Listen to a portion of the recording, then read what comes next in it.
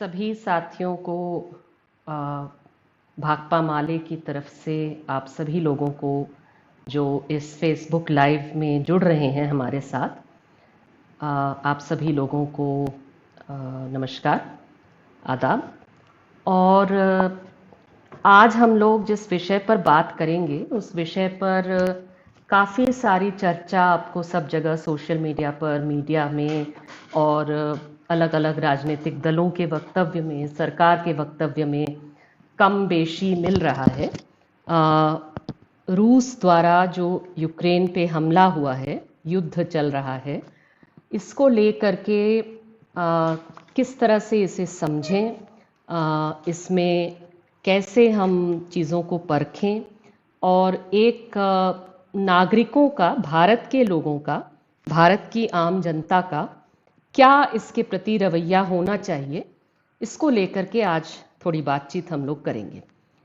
सबसे पहले तो ये I would like to say to those who are watching that if you are hoping for me to speak about the subject of the war on Ukraine in English, I will do so in a separate Facebook live as soon as this Hindi one is over. So if you are a little patient, I'll come to English also, so that we are doing it in at least these two languages, because there's a lot of discussion happening on this subject, and what kind of position should Indian people take towards the war on Ukraine. I think it's important to talk about that. तो आज हम लोग सबसे पहले यहाँ से शुरुआत करें कि इस समय भारत के करीब 20,000 लोग यूक्रेन में फंसे हैं, और इसीलिए इसको लेकर के, और उसमें यूक्रेन के लोगों पर, यूक्रेन के शहर कीव पर और भी जगह बमबारी चल रही है, जान खतरे में है। तो यूक्रेन के लोगों के जान खतरे में है, उनके साधारण आम लोगों के जान खतरे में है, और जाहिर सी बात है कि जो 20,000 भारतीय लोग वहाँ फंसे हैं उनकी भी जान खतरे में है। वहाँ जो एयरपोर्ट है उस पर भी बमबारी हुई है, और इसीलिए उस एयरपोर्ट से निकल पाना, वहाँ से आसानी से निकल पाना ये कठिन हो गया है। और जो पैसे मांगे जा रहे हैं टिकट्स के लिए, एयर टिकट्स के लिए, उसका दाम बहुत बहुत ज़्यादा मांगा जा रहा है। 1-1.5 लाख रुपया पर टिकट मांगा जा रहा है।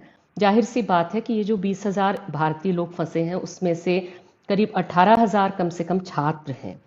तो ये छात्र जो वहाँ पढ़ने के लिए गए हुए हैं उनके पास इस तरह के पैसे नहीं हैं।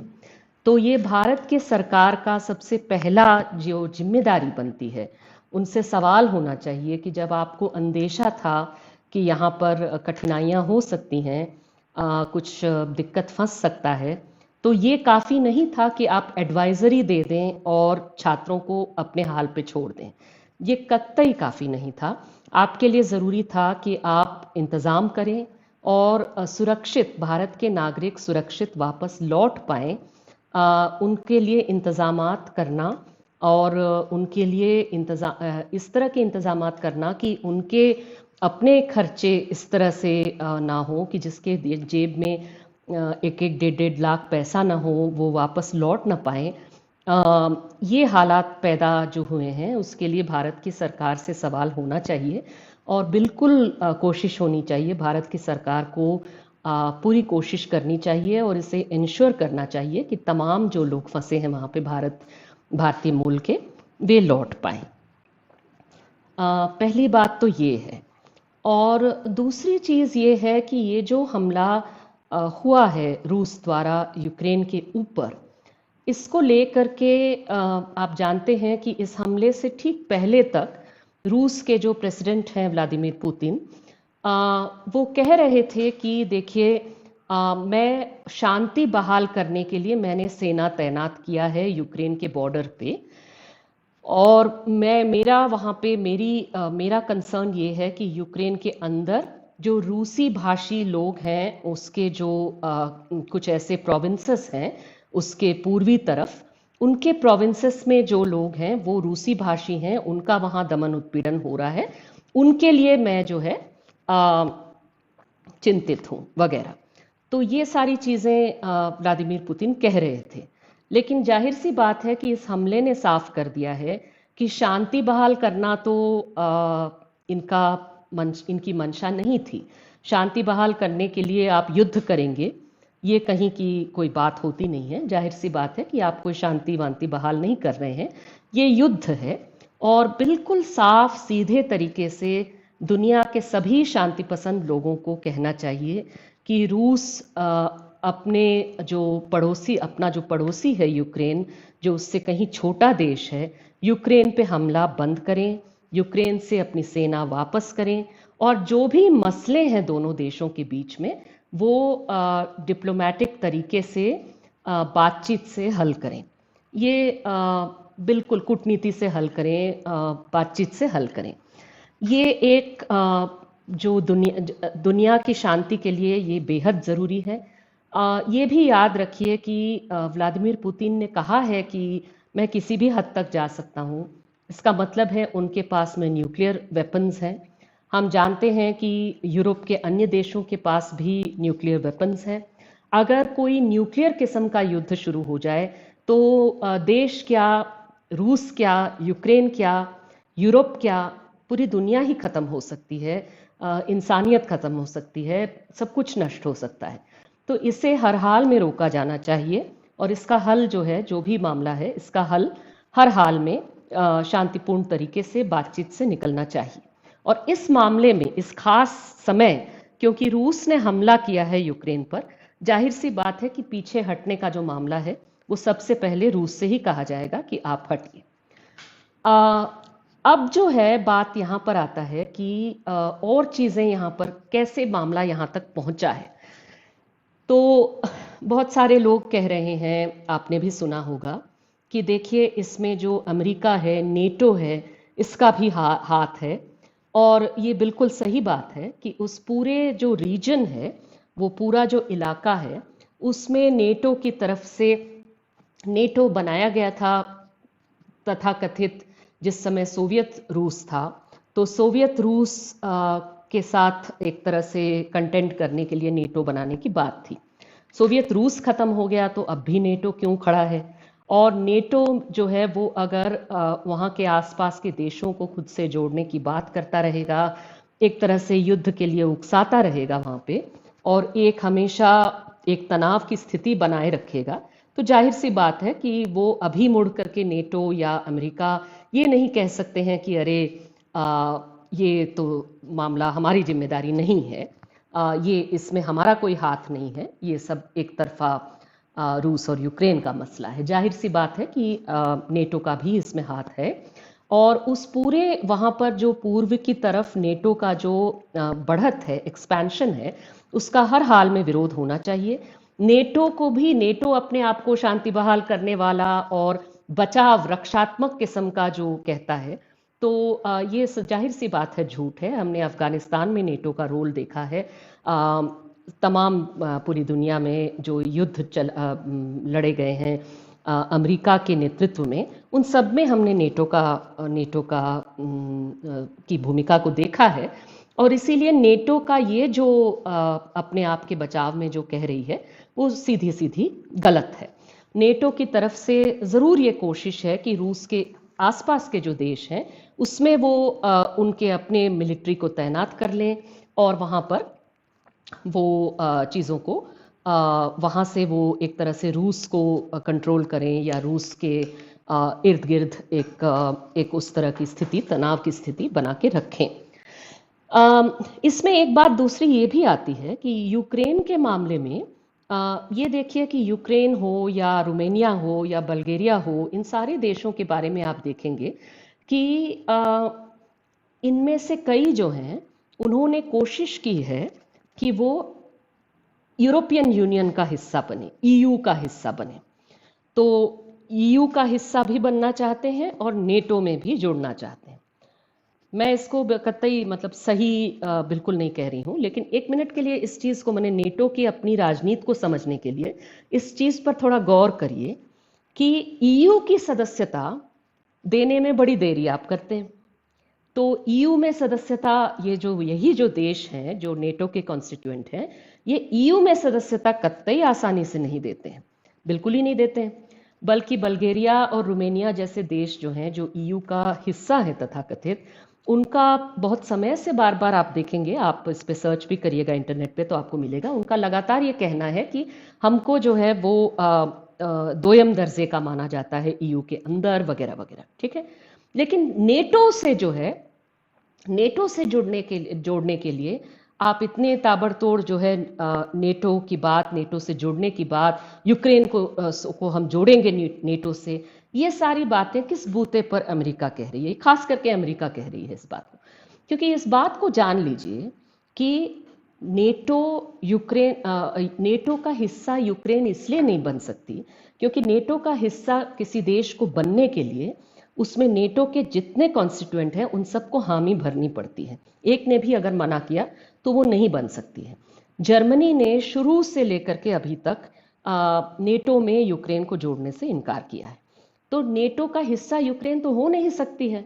तो इसलिए नेटो यूक्रेन ये बात क्यों की जा रही है? जाहिर सी बात है कि उस पूरे चीज में, उस माहौल में तनाव बनाने के लिए, युद्धोन्माद भड़काने के लिए, युद्ध भड़काने के लिए, इन सारी चीजों के लिए नेटो और अमेरिका की भूमिका है और इसका पुरजोर विरोध होना चाहिए। लेकिन उसका विरोध करना काफी नहीं है। रूस की भी इसमें क्या राजनीति है, व्लादिमीर पुतिन भी क्या कह रहे हैं, यूक्रेन की इसमें क्या समझदारी, क्या स्थिति, क्या इतिहास रहा है, इसको भी थोड़ा सा हम समझ लें। सीधी बात है कि इस युद्ध का विरोध हमें इसलिए भी करना चाहिए, अगर आप पुतिन का भाषण सुने जिसमें उन्होंने सबसे पहले उन्होंने घोषणा किया कि यूक्रेन के ही जो हिस्से का 2 प्रोविंसेस हैं, 2 उसके जिले हैं, ये कहिए, उन दोनों, माने जिला कहिए, इलाका कहिए, उसको उन्होंने घोषित कर दिया कि ये अलग देश हो गए हैं, ये आज़ाद देश हो गए, मैंने घोषणा कर दी। तो जाहिर सी बात है कि अगर एक कोई देश जो खास करके उस इलाके में बड़ा देश हो, सत्तावान देश हो, जिसके पास बहुत सारा मिलिट्री सत्ता है, वो वैसा देश हो, वो घोषणा कर दें कि उसके बगल के किसी छोटे देश के 2 हिस्से वो आज़ाद देश हो गए, और ऐसे आज़ाद देश हो गए हैं जो कि रूस से जुड़ना चाहते हैं, तो ये अपने आप में एक बहुत एक तरह से उकसाने वाला एक कदम है। दूसरा ये कि उन्होंने इसके साथ जो किया, अगर और उस पर हम आएंगे कि किस बूते पे वो कह रहे हैं, उस बूते को भी समझ लें। वो कह रहे हैं कि ये रूसी भाषी लोग जो हैं वो वहाँ रहते हैं, यूक्रेन जो है वो दूसरी भाषा बोलते हैं यूक्रेन के लोग, तो रूसी भाषी लोगों की जगह कहाँ होनी चाहिए? रूस में होनी चाहिए। इस आधार पे उन्होंने ये कहा। तो इसमें कितनी सच्चाई है कि रूसी भाषी लोगों के लिए यूक्रेन में कोई जगह नहीं है, उनका दमन हो रहा है, वगैरह वगैरह। तो एक तथ्य जान लीजिए कि अभी जो यूक्रेन के प्रेसिडेंट हैं वो खुद ही रूसी भाषी हैं, वो रूसी भाषी यहूदी हैं, और वो खुद प्रेसिडेंट हैं, चुनाव लड़ करके जीते हैं। चुनाव लड़ करके जीते हैं तो जाहिर सी बात है कि काफ़ी उनकी पॉपुलैरिटी है यूक्रेन के अंदर। तो यूक्रेन के अंदर यूक्रेन को जानने वाले लोग जो हैं वो कह रहे हैं कि ये रूसी भाषी बनाम गैर रूसी भाषी, इस आधार पर बहुत तनाव, बहुत कटुता, बहुत इस तरह का जो नफरत, इसकी जगह आम यूक्रेनी पॉपुलेशन में नहीं है, बल्कि आम रूसियों में भी नहीं है। अगर इस चीज़ को सिर्फ ये देख लीजिए कि रूस ने जो हमला किया यूक्रेन पर, तो तुरंत रातों रात रूस में बहुत बड़े बड़े, कम से कम रूस के 24 शहरों में बड़े बड़े आंदोलन दिख रहे हैं जो युद्ध के खिलाफ हैं। इनको भी समझ लीजिए कि रूस के अंदर, पुतिन शासित रूस में आंदोलन करना बड़ा कठिन है।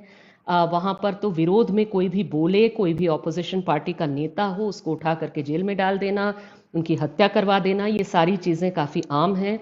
वहाँ पर आम जनता पर दमन बहुत ज़्यादा है। आम जनता तब भी सड़क पर निकल करके अगर आई है, क्या कह के आ रहे हैं?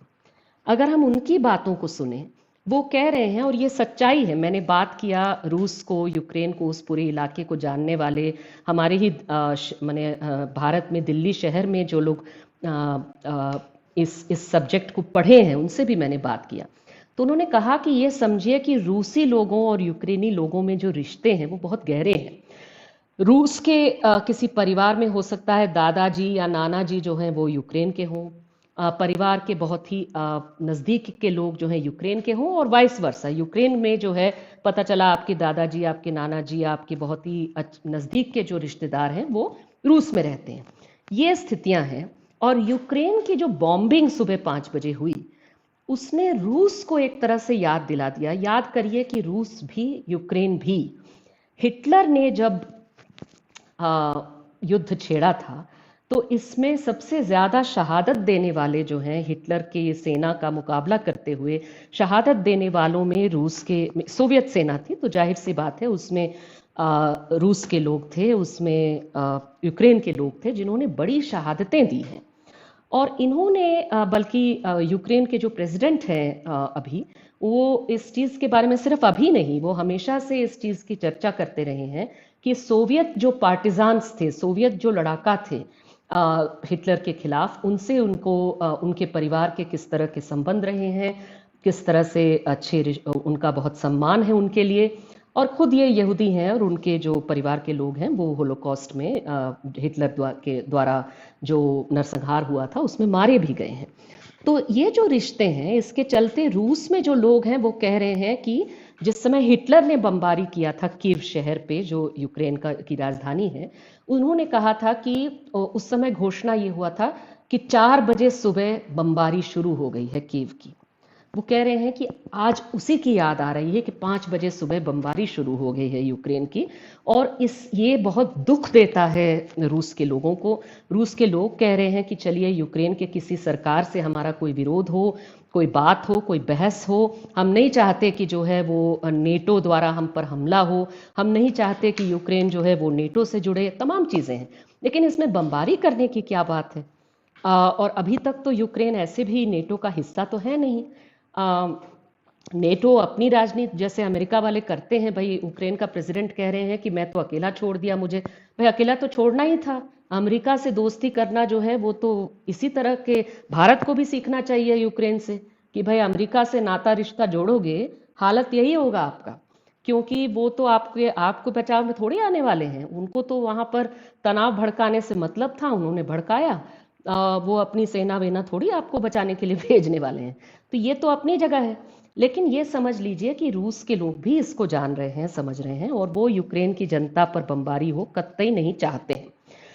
एक बात। दूसरी बात यह है कि ये कहा जा रहा है पुतिन द्वारा कि पुतिन के भाषण पर थोड़ा गौर करिए। तो इसमें 2 बातें उन्होंने कहा इस घोषणा को करते हुए कि वो आज़ाद मान रहे हैं उन 2 जिलों को। तो उन्होंने जो बातें कही, एक तो उन्होंने बहुत, खास करके अगर आप वामपंथी हैं, दुनिया में कहीं पर भी आप वामपंथी हैं, भारत में आप वामपंथी हैं, तो इस चीज़ को ज़रा गौर से सुन के समझिए कि क्या मामला है। उन्होंने कहा कि यूक्रेन रूस से अलग कहाँ था ही नहीं, रूस का हिस्सा था। ठीक है, यानी यूक्रेन को अलग देश होना ही नहीं था, ये अलग देश नहीं है। तो अलग देश भला बना क्यों और बना कैसे? उन्होंने कहा कि बोल्शेविकों ने, खास करके लेनिन ने, यूक्रेन को सर पे चढ़ाया और यूक्रेन जैसे जो अन्य जो राष्ट्रीयताएं हैं उनको सर पे चढ़ाया और उनको रूस से अलग पहचान देने के लिए गुनहगार जो हैं वो बोल्शेविकों को मान रहे हैं।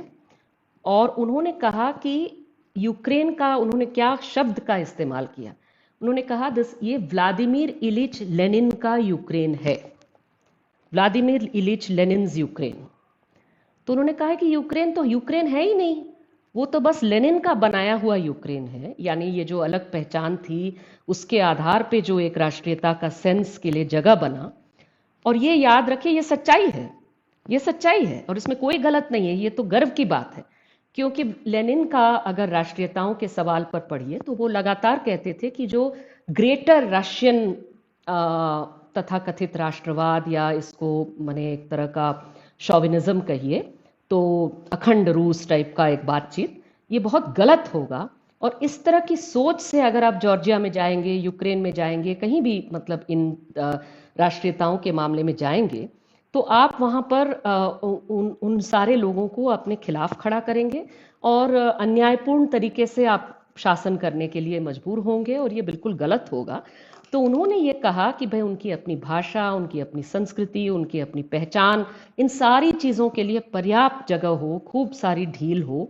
और इसीलिए यूएसएसआर, यूनाइटेड, वो यूएसएसआर का मतलब ये नहीं था कि कोई एक रूसी देश, वो union of Soviet socialist republics, यानी ये सारे जो हैं वो अलग अलग रिपब्लिक हैं जिन्होंने अपनी मर्जी से जो है वो यूनाइट किया है, यूनियन बनाया है, और वो सारे सोवियत हैं। ये उनका अप्रोच था। तो इस मामले में उन्होंने अन्य उनके साथ के लोगों की कुछ आलोचना भी की, और नेताओं की आलोचना भी की कि अगर आप इस तरह से एक तरह से अखंड रूस टाइप के मानसिकता से जाएंगे यहाँ पे, तो आप कमज़ोर करेंगे यूएसएसआर को। ये लेनिन का कहना था, बिल्कुल सही बात है। तो आज ये जो कह रहे हैं पुतिन, वो कह रहे हैं यूक्रेन से कि आप लोग अभी तो कह रहे लेनिन का वो गिरा रहे हैं। ये अभी की बात नहीं है लेनिन का स्टैच्यू गिराना, बाय द वे। ये इधर के प्रेसिडेंट ये वाले नहीं किए हैं, उनसे पहले के कुछ जो पहले राज किए हैं यूक्रेन में, उन्होंने किया है। अब सबको गड्ढमड तो नहीं कर दीजिएगा, सारे लोगों को आप जो है वो, आज मोदी सरकार कुछ कर रही है तो उसके लिए आप मनमोहन सिंह की सरकार को और इंदिरा गांधी को और नेहरू को जिम्मेदार ठहराइएगा, ऐसे तो होगा नहीं। वो सब एक ही देश के हैं जरूर, लेकिन उनके आपस में झगड़े हैं, आपस में अलग अलग पोजीशन है, जो भी है। फिर भी इन्होंने कहा कि अच्छा, लेनिन के खिलाफ आप लोग बोल रहे हैं और आप लोग डीकम्युनाइज करने की बातें कर रहे हैं यूक्रेन का, तो डीकम्युनाइज आधे रास्ते थोड़ी रुकेगा।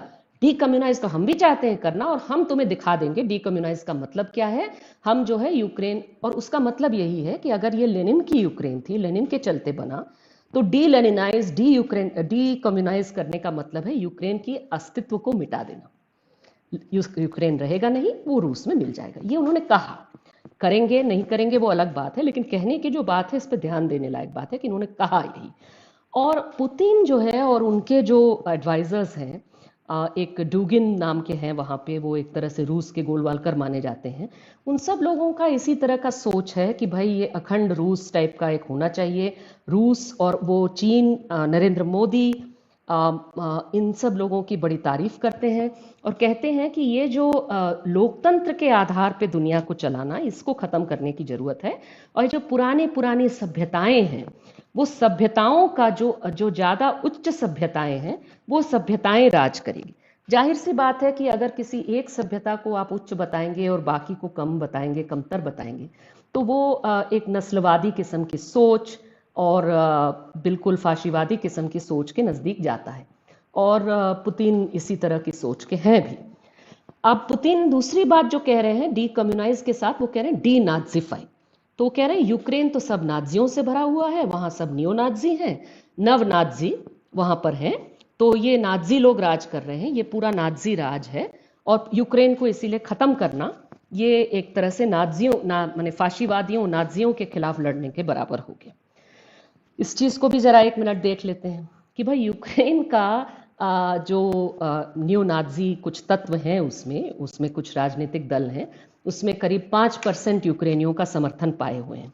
अगर नियो नाजियों के लिए कितना सपोर्ट रूस में है देखने जाएं तो कुछ 14% पाए हुए हैं रूस के अंदर, ठीक है। और दुनिया भर के जो सफ़ेद नस्ल के को उच्च बताने वाले लोग हैं, वो सब पुतिन से बड़ा प्रेम करते हैं। इसीलिए ये सब तो बिल्कुल ही गलत चीज़ है। दूसरा कि यूक्रेन के अंदर जो इस तरह के नेता रहे हैं, प्रेसिडेंट्स रहे हैं पहले, कई रहे हैं, जिन्होंने सही में वहाँ पर जो नियो नाजी तत्व हैं या पुराने नाजी तत्व हैं, जिन्होंने नाजियों के साथ काम किया, उनको बढ़ावा देना, उनको हीरो बताने का काम किया, वो रहे हैं, बिल्कुल रहे हैं। लेकिन उनके साथ वो तो वैसे रहे हैं जिन्होंने अमेरिका का भी साथ दिया है। उनमें से कुछ ऐसे लोग हैं जो पुतिन के भी बहुत नज़दीक रहे हैं, रूस के साथ भी उन्होंने काम किया है। तो इसमें ये बात नहीं है कि आप जो है वो नियो नाजी हैं तो एक तरह से आप जो है रूस विरोधी हैं और ये सारी चीज़ें। बल्कि ये यूक्रेन जो रूस में जो कुछ इस तरह के नियोनाजी तत्व हैं, उन्होंने बाकायदा कहा है इस बात को कि जब 2014 में हमला हुआ था यूक्रेन पे और एक हिस्से को क्रीमिया के हिस्से को अलग करके रूस में जोड़ लिया था पुतिन ने, तो उस हमले में रूस के नियोनाजियों को उकसाया गया था पुतिन के द्वारा कि आप लोग जा करके वहां पर हमला करिए। उनमें से एकाध लोगों ने इसका विरोध इसलिए क्यों किया, क्योंकि उन्होंने कहा कि हम लोग इस अखंड रूस का मामला मानते हैं ना, तो इसका मतलब ही है कि हम मानते हैं कि यूक्रेन वाले भी रूसी हो गए, तो हम अपने लोगों पर क्यों हमला करना जाएंगे, बोल करके उन्होंने नहीं किया ना। तब भी मतलब उनकी बहुत ही दक्षिणपंथी सोच है तमाम चीजें। मैं इन चीजों को इसलिए थोड़ा सा डिटेल में बता रही हूँ क्योंकि जितनी सरल कहानी बता रहे हैं, चाहे अमेरिका की तरफ से हो चाहे पुतिन की तरफ से हो, मामला उतना सरल बिल्कुल नहीं है। तो ये यूक्रेन नियोनाजी है, यूक्रेन जो है वो सब फाशीवादियों से भरा हुआ है, बिल्कुल नहीं है। यूक्रेन के अभी के जो प्रेसिडेंट हैं उनकी कई आलोचनाएं आप कर सकते हैं। नेटो के साथ नज़दीकी की जरूर उन्होंने कोशिश की है, और अभी मैंने देख रहे हैं कि भाई मेरे पास तो कोई आ नहीं रहा है यूक्रेन बचाने के लिए, लेकिन उन पर ये आरोप तो आप कम से कम नहीं लगा सकते हैं कि वो नियोनाजी हैं, क्योंकि नाजियों ने उन्हीं के परिवार के कईयों को मारा है और वो जो हैं वो कतई कोई नाजी प्रेमी किस्म के आदमी है नहीं, फाशीवाद प्रेमी किस्म के है नहीं। तो इसका हल क्या होना चाहिए? तो जाहिर सी बात है कि इसमें हम लोगों का जो मानना है, मुझे लगता है कोई भी लोकतंत्र पसंद, शांति पसंद जो दुनिया के लोग होंगे, उनको इस मामले में क्या कहना चाहिए। सबसे पहले तो ये कि जो हम पोजीशन लेंगे, कोई भी पोजीशन, वो ये देख करके मत लीजिए कि अमेरिका का क्या पोजीशन है, हमें तो अमेरिका के खिलाफ होना चाहिए, या रूस का क्या पोजीशन, हमें तो रूस के खिलाफ होना चाहिए। ये बात ही नहीं है। बात है कि अगर कोई मजबूत बड़ा देश किसी छोटे देश पर बमबारी कर रहा है, जाहिर सी बात है कि बमबारी का विरोध होना चाहिए। बमबारी में आम लोग मारे जाते हैं, आपके वहाँ की सरकार से जो भी बहस हो, जो भी झगड़ा हो, लेकिन आप आम लोगों पर बमबारी बंद करिए, ये सीधी सी बात है। तो बमबारी बिल्कुल बंद होना चाहिए, ये तो बिल्कुल कहने के बारे में कोई हेजिटेशन, कोई इसमें दुविधा होनी नहीं चाहिए, बिल्कुल साफ बात है। तो सिर्फ कहना काफ़ी नहीं है।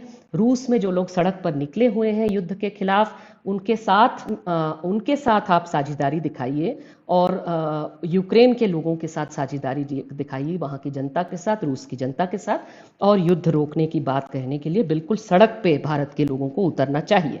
जैसे हम इराक पर युद्ध के खिलाफ उतरे, जैसे हम अफगानिस्तान पर युद्ध के खिलाफ उतरे, उसी तरह से, ठीक उसी तरह से हमें बिल्कुल यहाँ पर जो युद्ध हो रहा है यूक्रेन के ऊपर, उसके खिलाफ सड़क पर निकलना चाहिए।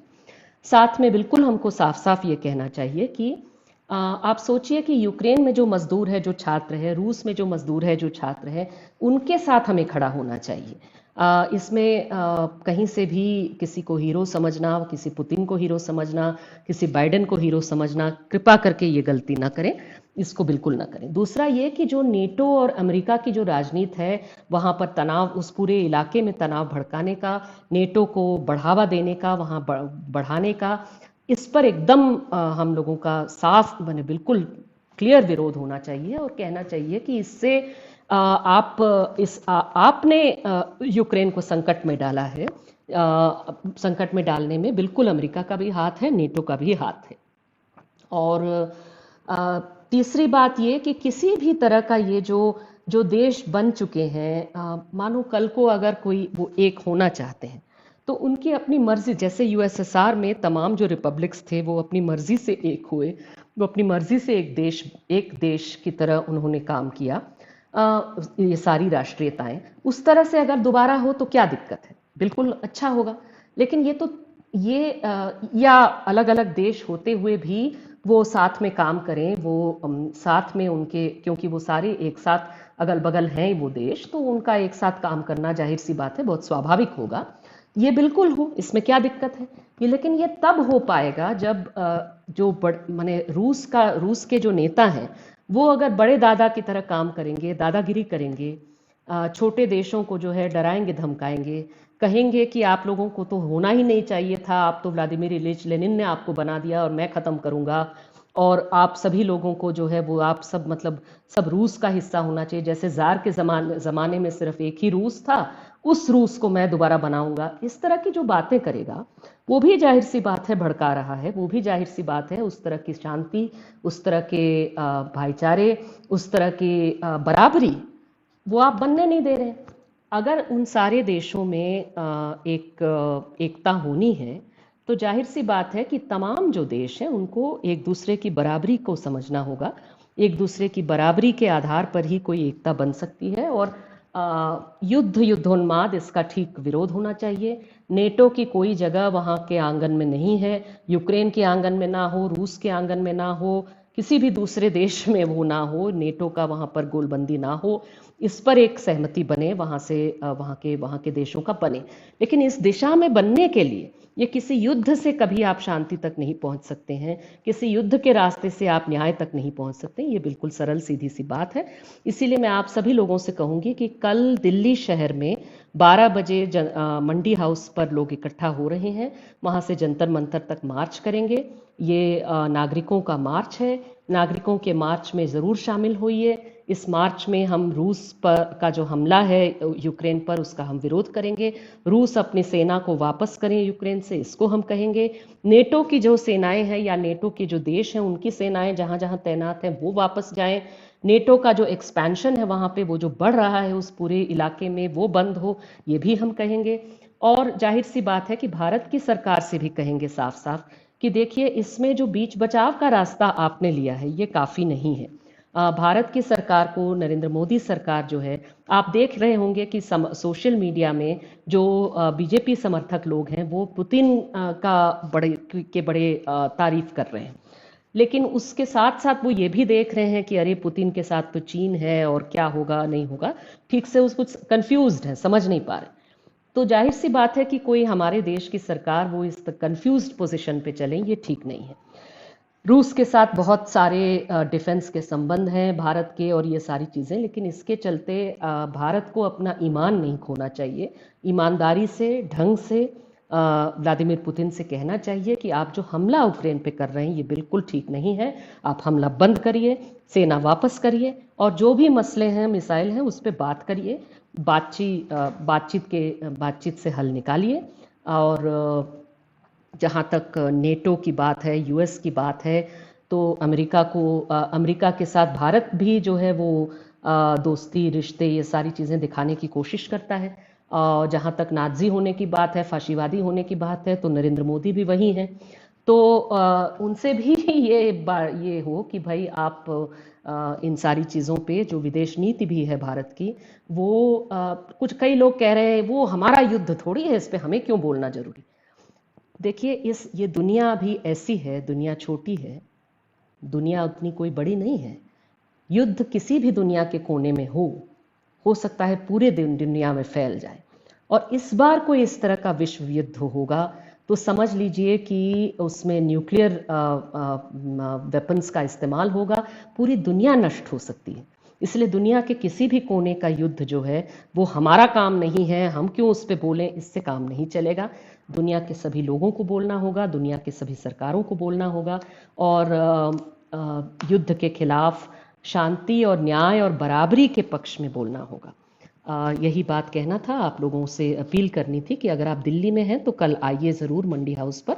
दूसरी जगह पर भी इसी तरह से आयोजित करने की कोशिश करिए शांति मार्च।